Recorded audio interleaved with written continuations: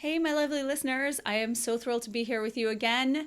And as I mentioned on the last episode, this month we're doing a few more episodes than usual because I'm featuring three of my star women's health practitioners who went through the Women's Hormone Health Certification last year. Applications for this year's cohort are currently open until the end of September. So if you are a practitioner who wants to go deep on women's hormone health and the menstrual cycle, go to instituteformenstrualhealth.com to learn more and send in your application.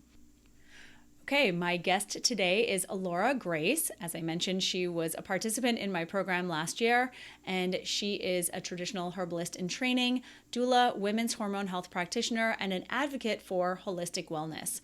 Alaura's passion for helping people take back autonomy over their bodies comes from her own deeply personal experience navigating the complex world of diagnosis and healing.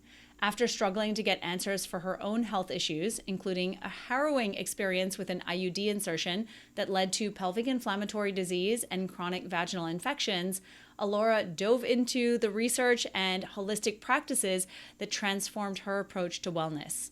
In this episode, we're exploring the double-edged sword of getting a diagnosis. We'll talk about how a diagnosis can bring clarity and validation, but also why it might not always solve the underlying problem. Alaura shares her powerful insights on how to navigate uncertainty when a diagnosis isn't happening and how to manage the emotional toll of not having clear answers. We'll also take a look at the rising trend of quote unquote healing culture in today's wellness world, where social media often paints an unrealistic picture of what healing really looks like. Alaura breaks down why healing doesn't mean you'll never have symptoms again and offers a more sustainable approach to wellness that embraces imperfection.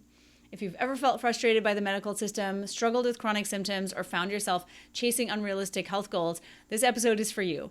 Alaura brings both practical wisdom and heartfelt empathy to this conversation, helping you find balance and peace in your health journey, whether you have a diagnosis or not. I hope you enjoy this episode. Hi, Alaura. Thank you so much for being here with me. Thanks for having me today. I'm thrilled to have you. And I interviewed someone yesterday actually who was also in the program with you in the certification program. And it was such an incredible interview. And I'm really excited to have you as well. I feel like it's always special when I can have women who have gone through my program come be on the show because we have a lot to talk about always. And I feel like it brings up a lot of really juicy topics. And this is one of them for sure. Oh, that's so exciting to hear. I can't wait to listen to that other episode too. Yes, it was with Katie, and we talked all about Oh reflexology yeah. and Yeah. fertility. So, yes, absolutely. And this is another one, like I said, that's going to be so good. And so, I figured we would start with getting a diagnosis and the Mhm. fact that so many of us, I mean, I went through this too for years, just wanting to know what was wrong with me. Somebody please tell me what's wrong with me because I've got this constellation of symptoms and no one seems to be able to tell me what the hell is wrong with me. So I remember just feeling like it was a really powerful moment of validation when I did, finally get a diagnosis of, whatever I was dealing with. Like at the time, there were a lot of gut health issues. So I got a diagnosis there.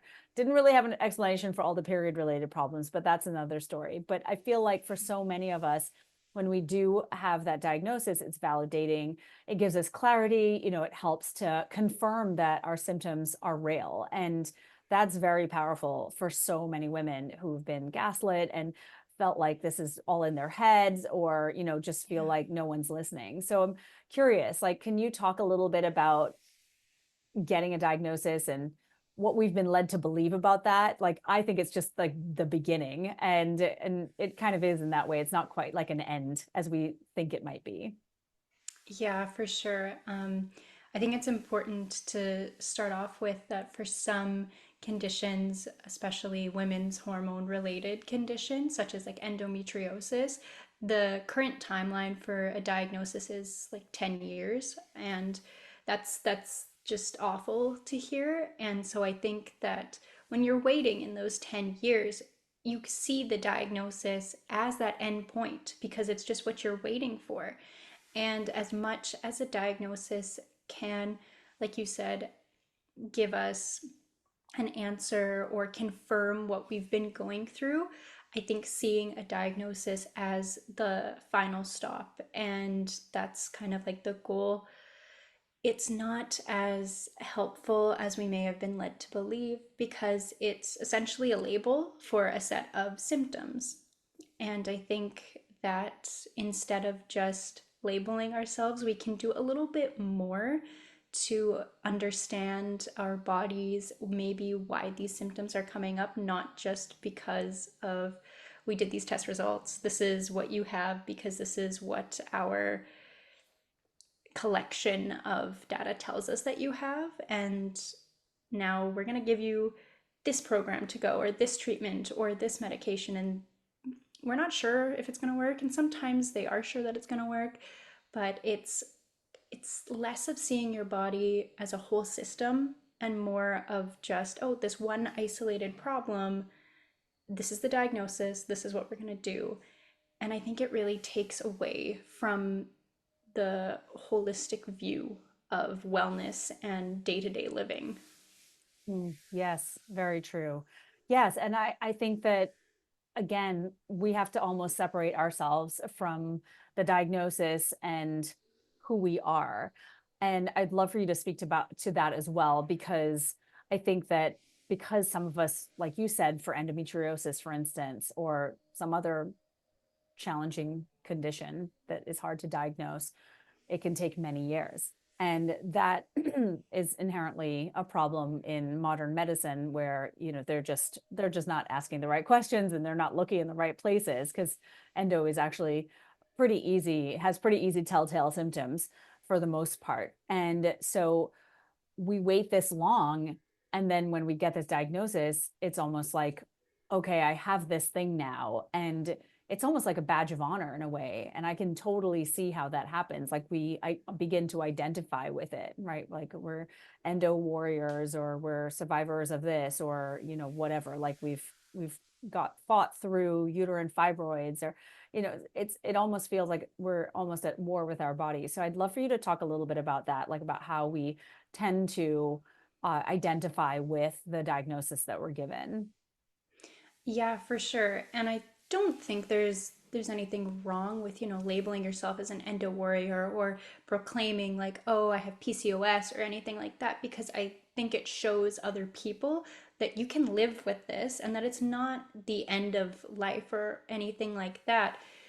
However, I do think that it does lead to building a box and kind of putting yourself in that box, and that's who you are now, that's your identity. And it's, again, like you said, like that badge of honor, but it can also lead you to forget that there's other sides of you, there's other parts, and there's even other parts of your health.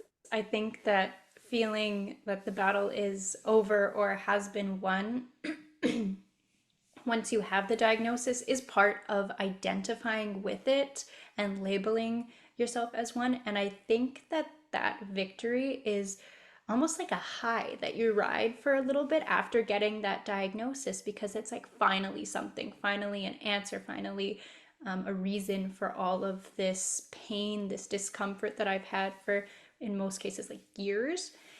And so I think that it can slowly trickle out, and then you're kind of left with, okay, now what? I have this, and I sort of know what's wrong with me. I've been told that this thing is what's wrong with me. And for the most part, when you get a diagnosis, you're not even really told what in your body isn't working right.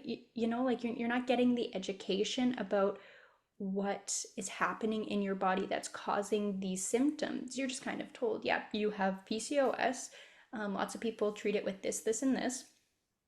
And you're going to have it for the rest of your life. And, there you go. And I think that not understanding how it affects your body and actually what's going on in the body, as well as then kind of waiting a couple of, weeks and then being like, oh, what do I do now? So I think that the diagnosis is such a hurdle to overcome and to get to, but we're not really given information or taught what to do with that. because it's essentially a label that we place on ourselves, and something that usually doctors tell you, and then it's just kind of, there we go, there it is. Yeah. No, I totally agree with that. I feel like, when you get a diagnosis, especially after fighting for a long time and seeing many different doctors and being referred to different specialists and doing like tons of testing and self-analysis and Googling and all of the things. I mean, you do feel like I was saying earlier, you've won a bit of a battle. And so I could see how it just becomes this thing that you have now, and you're like, okay, great, I have this thing. But like we were saying in the beginning, it's almost like that's the beginning, that's not the end.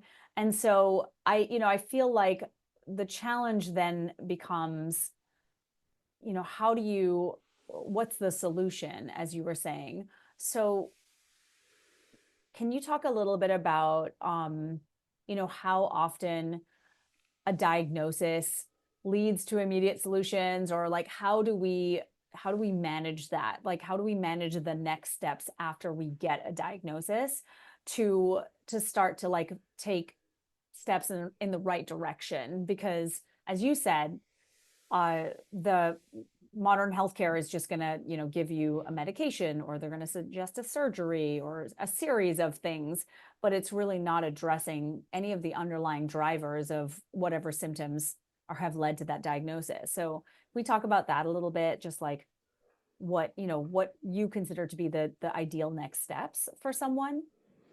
Yeah, for sure. I think that as one of my favorite books, and actually Katie Edmonds, who came into our program and did a little two-part teaching with us, how she talks about the different steps that you can take to treating. I'm going to use endometriosis again as an example.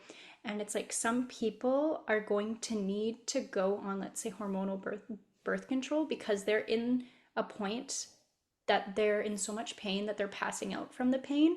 And you can't really work from that state of living if you are in so much pain that you're not able to cope. So someone might have to go that route. Another person might have a different form. Their body is reacting in a different way because it has to do with the immune system, and each immune system is different.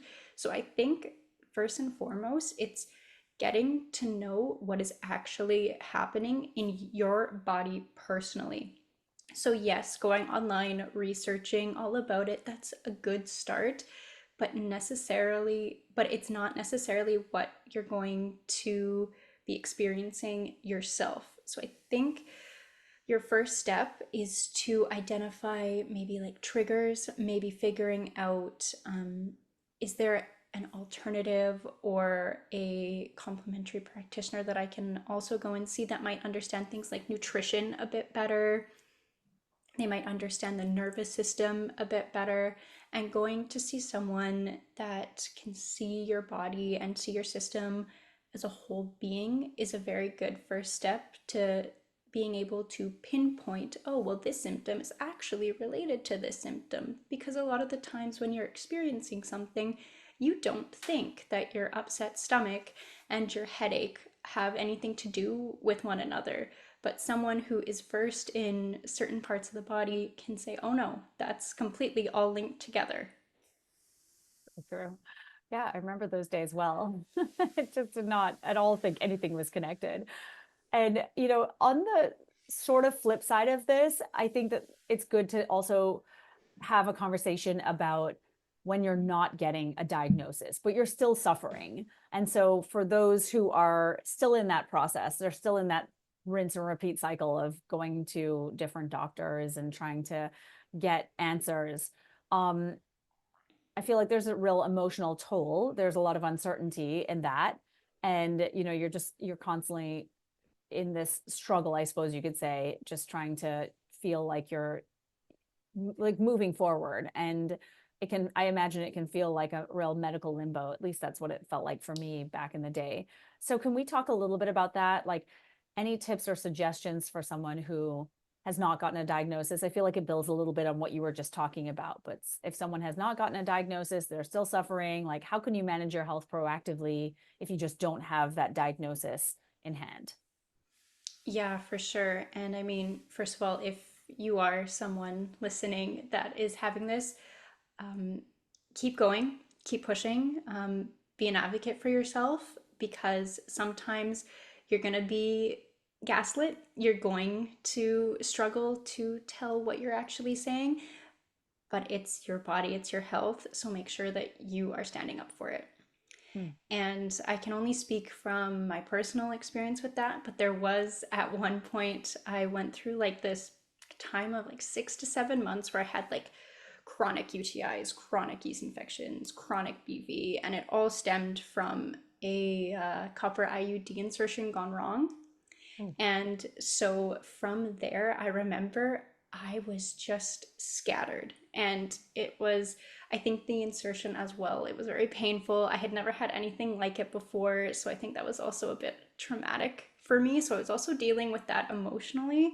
And then on top of that, I went to like every walk-in clinic I could, and I just kept getting told that there is nothing wrong to the point where I actually had to be taken in an ambulance from my workplace to a hospital because I had a really bad UTI that was just not caught after like 2 months or so of just having the symptoms. And so from there, I thought it was going to be over. It wasn't. They still didn't know what was wrong. I was put on 4 different antibiotics and I went on a trip, thousands of kilometers from where I live. And on that trip, I got sick. I started getting symptoms again. And so I went to a hospital there. And I remember it was in Amsterdam. And this Dutch doctor looked at me and she was like, why are you on 4 antibiotics? Like, you have no active infections. Like, why are you on these? And I was like, I don't know. And I don't think the people who gave me these knew either. And I think in that moment, she was just kind of like, okay, you need to stop. You have, and I had like something very easy to treat, but she was like, you need to not be taking unnecessary antibiotics because you're going to get side effects from those. And I think that at this point, that's when it really hit me where I was like, I should have been pushing a little bit harder. I should have been, standing up for, no, I do have something. I'm not just here for fun. And I think that was my big turning point. Unfortunately, like it didn't stop there, but it slowly got better. And another practitioner that I had told me to just pause for a moment after telling that story and just being like, next time when someone offers you something, you're allowed to ask for an alternative. When a doctor offers you this medication, you're allowed to say, okay, what are the other options? And so I think that when you're looking for a diagnosis, it's really important to, yes, do your research, show up for your appointments, and you can bring someone with you if you need, if you're a bit nervous or if you feel intimidated, which happens a lot. Bring someone with you who can stand up for you. I have a really good friend, she's a nurse, and I can just see that if I brought her in with me, she would stare someone down and be like, no, she just said that this was the problem. You need to do something about that problem. So if you have a friend like that, bring them, because if you know you're not going to be able to have that conversation yourself, make sure that it's still going to happen. I love that. Oh my God. Okay, wait, hold on. I've got so many follow-up questions to that. Um, Yeah, I feel like you might have mentioned this during the program, this whole experience with the probably. IUD. Yes, I believe I recall something about this and the 4 antibiotics. As you were saying it, it was jogging my memory a bit, and I was thinking, oh my God, 4 antibiotics. That's absolutely nuts to be on four Mm-hmm. different antibiotics at once. It's incomprehensible to me. But this is what happens, right? And I really would love for us to talk about this too, because you've gone from someone who, I was very similar, had no idea about bodies and what they're supposed to do or ovulation or any of that stuff. And you've gone from that, right? So just really first of all, having an IUD experience that was excruciating. Um, and when you say it went wrong, what exactly does that mean? Because I'm curious about that. That was my first clarifying question. So the IUD, like nothing actually was wrong with the insertion. It went in, it stayed in. It was like terrible pain for a week after. I remember I went over to my partner's place afterwards and I just laid on his bed in a ball because it was just like, it honestly felt just like constantly full or like bloated. It was just an awful feeling. So after 2 weeks, which is generally when they say pain will start to subside, my pain was not subsiding. So I went back and it turns out that I had an infection and that during the insertion, something was up and it got infected. And so then I got a pelvic inflammatory disease, which is not good. For those who don't know listening, it's a bit dangerous if it spreads, it can really cause a problem to your reproductive organs. I mean, yeah, it So can cause that was, infertility. It's a whole yes. thing. Yeah. Yes, yes, I wanted an IUD. I didn't want that much of a birth control. No kidding, right? Not permanent. Yeah, Jeez. yeah, Okay, yeah. so thank you for sharing that though. I really appreciate it because this conversation has gone way off, but I think it's important to share these experiences because of the fact that we hear these things, but we don't really know what can potentially happen, with an IUD and what to be looking out for. I don't think anyone's really informed about what to look out for. So anyway, keep going because I think this is super helpful for people to hear. Yeah, so I mean, I had talked to lots of people, lots of my friends, an IUD might be right for you. For me, I had been on the combined birth control pill as a teenager, and it wasn't for me. I had a lot of side effects to the synthetic hormones, so I went and chose a copper IUD. So again, I thought I was making a really good choice for my body, for myself, and it turned out not to be a good choice for me, so it was really sad. But signs that I noticed and maybe to look out for is again the constant pain that's not going away, and any sort of like discharge. The swelling, especially, I had some intense swelling that again, it's you might have some in the beginning, but again, it's supposed to go away and it didn't. Like So I think abdominal swelling. yes, yeah, Okay, okay. abdominal swelling, yeah. Yeah. Okay. Anything else? I it didn't progress that fast, but I mean, it's an infection, so I was asked if I had a fever. I didn't yet, but if it gets far enough, then of course you're gonna have a fever because it's an infection. Right. Yeah. And then you had the UTIs and the yeast infections and then the BV. And Yeah. right, I mean, talk about one of those is a nightmare. Three of them is just awful, beyond terrible.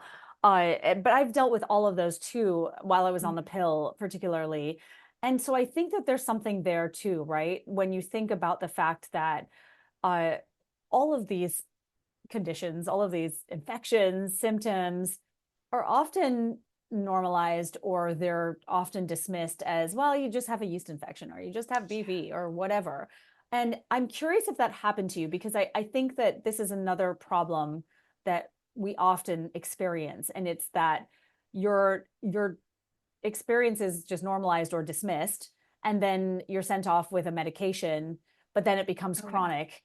And that is often not really explored either. So then you're stuck in this with these chronic symptoms that are caused by something like the IUD, but it can be caused by being on the pill or something else. Hmm. Um, and it's just the perpetual normalization of all of these women's health related conditions that are literally are your body screaming out for help. And this is why I talk about symptoms so often as well. You've got to pay attention to the symptoms. And I know you do too. And so I'm curious about this, like just all of these symptoms you experienced. And can you maybe speak to that as well as just reminding everyone that this is something that we really should be paying attention to? And I mean, it's almost in the same vein as the diagnostic conversation we've just been Yeah. having. Yeah, exactly. Definitely women's health problems, anything to do with like the menstrual cycle, even menopause, of course, they're definitely normalized more than they should be. It's almost like you can make jokes about them. They're just everyday life sort of thing.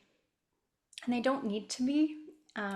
After I had had about like three UTIs, I went back to my doctor's office and, she offered, well, we could put you on a low dose antibiotic for the rest of your life. And I was like, I don't want to be on that for the rest of my life. Like these are happening Yeah. for a reason, and I didn't used to get them. Like they didn't really just come out of nowhere, right? So for me, I think it was really like, no, I came here for answers, not just a patch, you know? Like I came here to figure out what's wrong with me, not how to hide what's wrong with me, which I think is what I was given. So that Yeah. is really sad. So you still had the IUD in when you were getting these UTIs and then the yeast infections and the BV. I know. So Oh, the okay. IUD came out after 2 weeks because I got the infection pretty much right away. Like I think yeah, week two after the insertion, because we're pretty sure that's where it came from. Mm. And yeah, it was a really weird time. I remember just lying on the couch with like a hot water bottle and just being like so miserable. Like I had never even heard of pelvic inflammatory disease. And it was just like, how did I get here? I followed all of the steps. I followed everyone's advice, and this happened to me. Like I don't understand. I'm so health conscious. I chose the right thing for me, but it's just like, you know what? Sometimes it's not for you. And a lot of the time, you can do all the research, and it's just your body's different than other bodies. And it's the same with symptoms and with diagnoses. Is you can you can look up all the stuff, you can read all the books, but at the end of the day, it's you knowing what's going on. And if you don't know, then reaching out to someone who can help you understand your body, get that education, give you the tools that you can apply to your everyday life. Yeah, I feel like this really speaks to the fact that we have to get educated about our own bodies because I feel like I was just feeling around in the dark when I was younger. And it sounds like a little bit as though you were too, right? Like we're not taught how our bodies work from a fundamental level. And and as a result, when we're in our late teens, our 20s, our 30s, we're, taking advice about IUDs and various other things, but no one has really laid the foundation for so many of us. And I feel like then we tend to find out the hard way. It's what it sounds like for you, and it definitely was Mm-hmm. for me. And I feel like I've heard this some version of this story countless times. It's so unfortunate how many times that we hear these stories. Yeah, it really is. It's kind of unbelievable, actually, and Mm-hmm. it really shouldn't be this way. And this is sort of a segue into this healing trend that we see a lot of too. The sort of wellness as a fad, I suppose you could say. I Yeah. know it's very much come about, at least in the last 5 to 10 years, with all the Instagram gurus and the wellness influencers and whatever. I say all of this, and I obviously am I guess I could be considered a wellness influencer, which I don't like. Honestly, I hate it. But it is what it is. I suppose it comes when you have a large following. Yeah. But healing in general has become a trendy concept, and Yeah. So much. obviously, right? Yeah. I'm not really laughing at it. But I do feel like it's become this cultural thing, and I think that it's almost created unrealistic expectations on people to achieve perfect health. And I think that it can lead to feelings of failure when the symptoms persist. And so Mm-hmm. I'm curious your thoughts on this, because I do think that as part of getting a diagnosis and starting to figure out what's going on with your body and getting to know your body, this is like the second part of that, because then once we start to explore this stuff, then suddenly all of these things start to show up in your feed and in your periphery, and then suddenly you're like down the rabbit hole of wellness, health and wellness. Yeah. Yeah, so I'm curious what your experience has been and your thoughts, because obviously you went through something pretty harrowing, and so I Mm-hmm. imagine you were like, oh, I'm just going to go and like learn all this stuff now, and you've probably gone down the rabbit hole too. Oh yeah, for sure. I would say the biggest problem for me that I noticed anyways was that once you go down that rabbit hole and you're having once you go down that rabbit hole and you're getting information from so many different perspectives from people's own personal journeys, you're given so many different things like tools or like exercises, activities that you can do. And it's almost like, okay, now I have to do all of these and I have to fit them all into my, 2-hour morning routine. So I'm not getting enough sleep because I'm waking up at 5 a.m. so I can do all 5 meditations.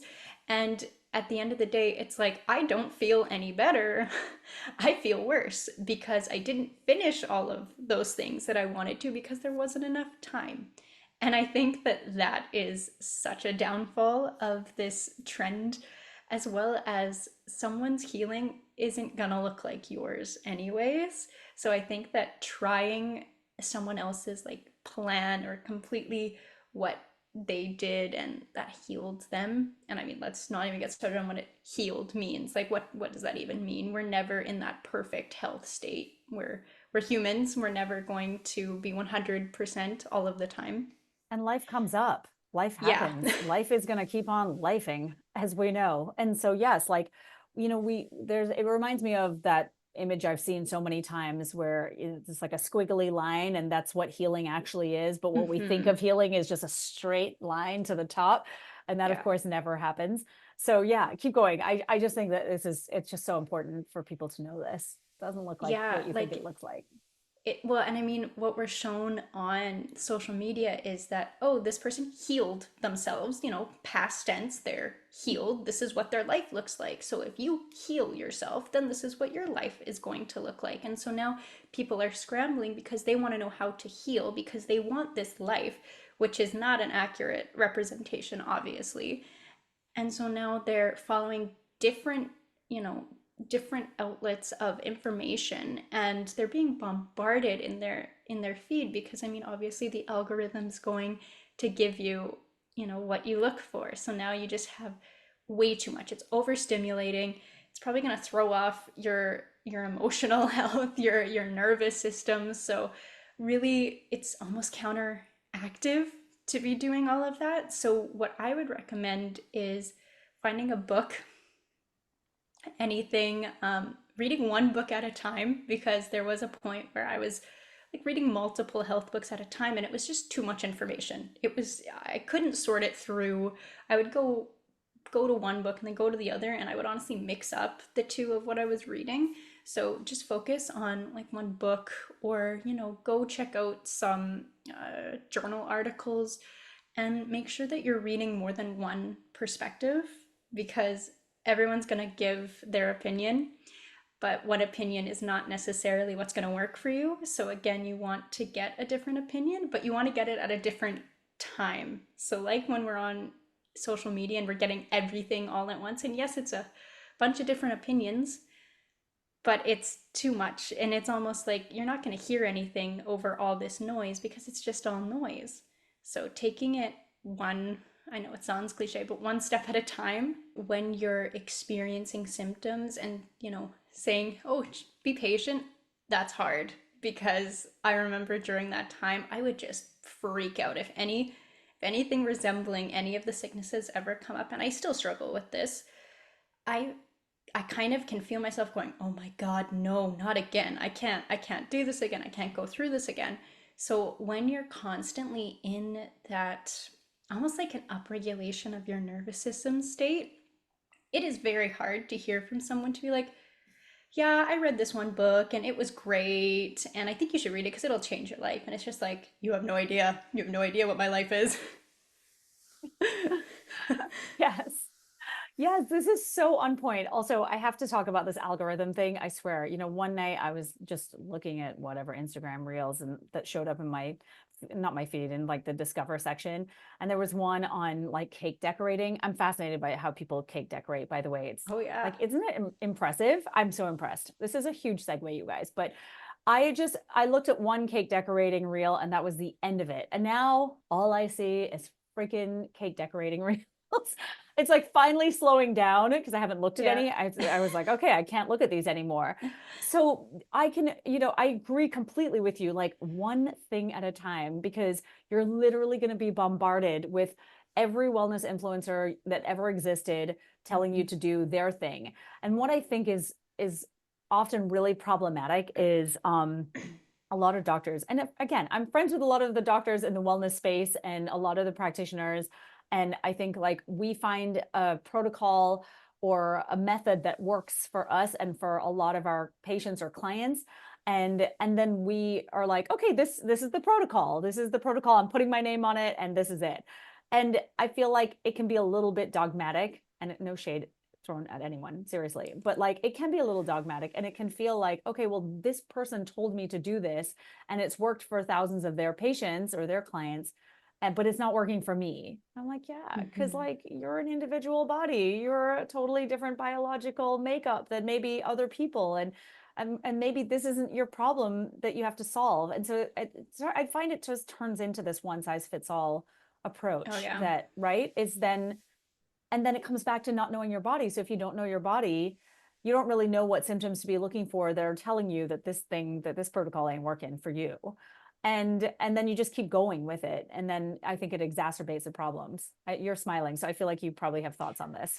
Oh yes. Yeah, I mean, of course, when you're so focused and honestly, you're tuning out of your body when you're given one of those treatments or protocols or whatever you want to call it, because you're focusing on that, and your focus is, oh, this is going to help me. This is what it is. I'm going to do this, this, and you're honestly kind of removing yourself from feeling what is actually happening in your body. So not only are you now kind of lessening your attention towards your symptoms, but you're also tiring yourself out because you're trying to do all of this stuff and you're not seeing the results. So you think, oh, I just got to do more of it. I've got to go harder.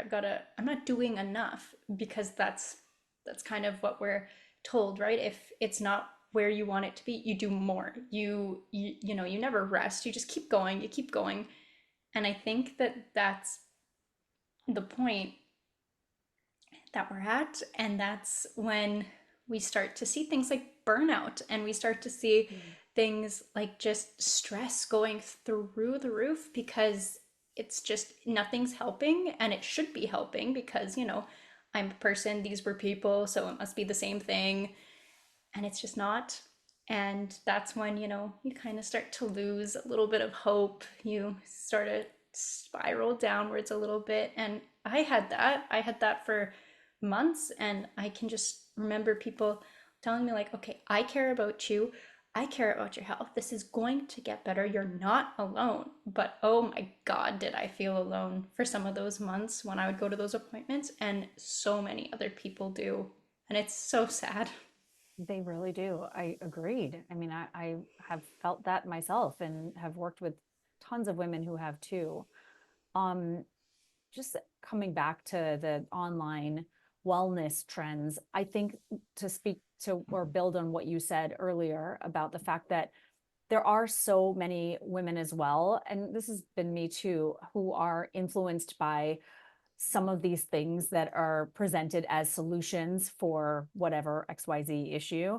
And they're just they're just trying like all of these high level things, but they're never really addressing like the foundational problems that exist. Like, they're absolutely stressed out of their minds, and they really have to address that.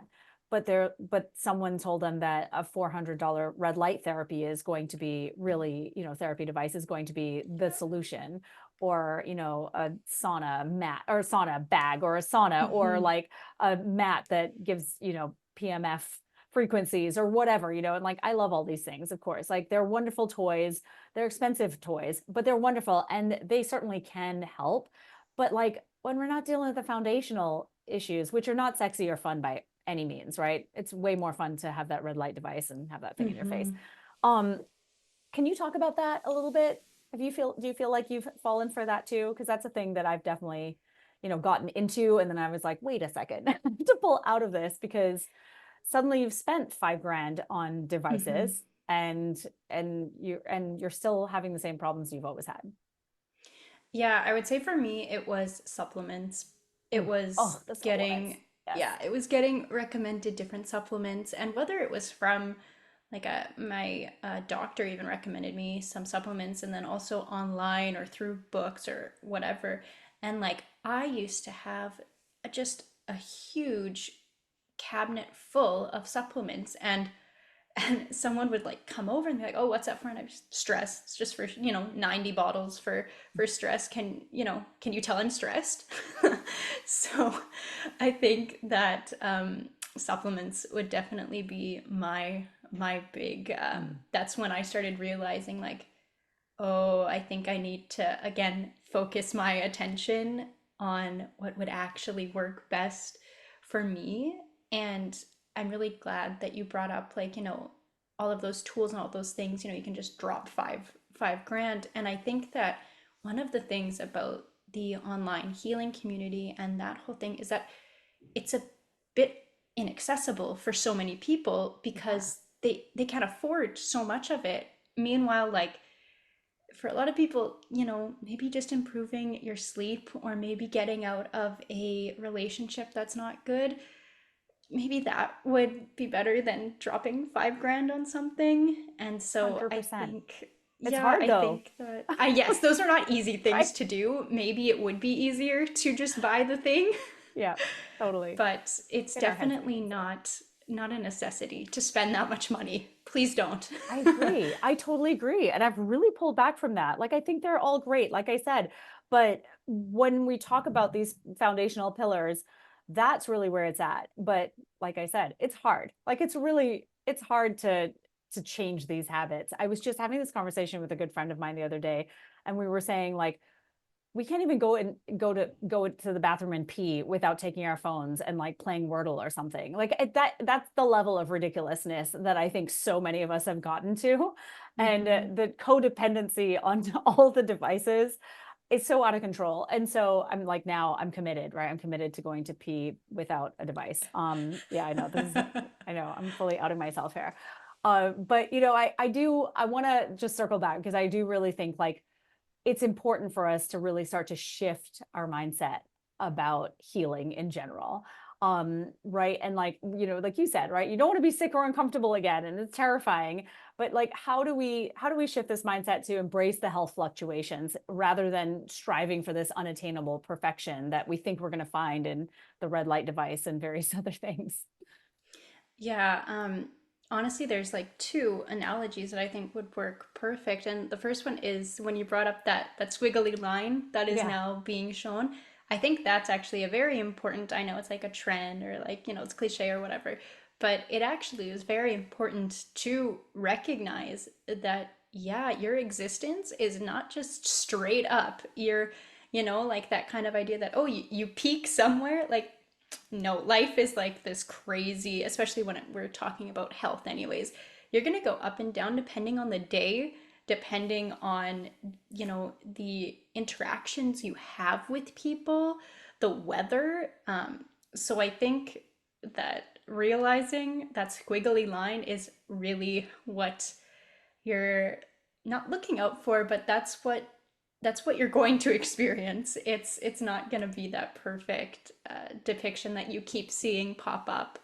And then the second example would be, looking at like seasons or even looking at the menstrual cycle itself and seeing that in the menstrual cycle there's literally, at least like 2-ish weeks built into the menstrual cycle where you just completely rest and you're meant to just kind of chill and not have like this go go go. And I think looking at that and being like, oh, so even built into my body is this fluctuation.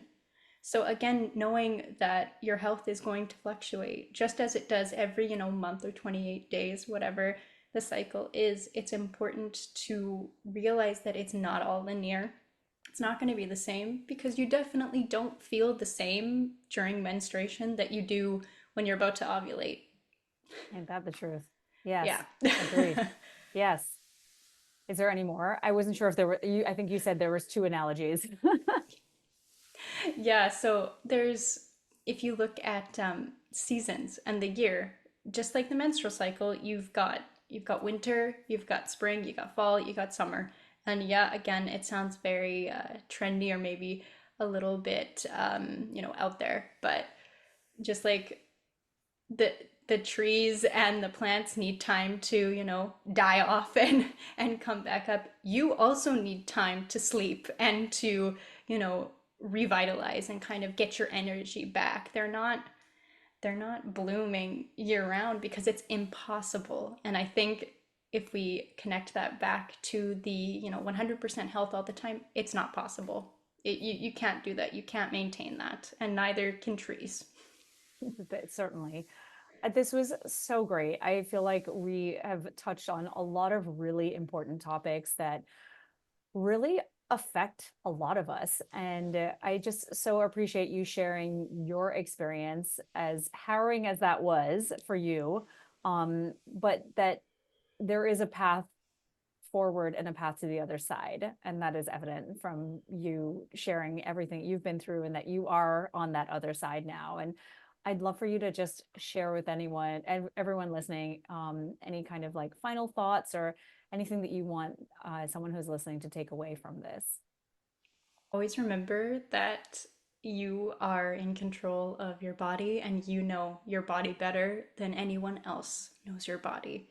And you might not completely understand what's going on in your body right now, but you are always welcome to learn, to stay in conversation with your body, with the symptoms, like the messages it's sending you. And that if someone's telling you to do something for your body or for your health, and you can feel that it's a no, you have no obligation to do that, because it's your health.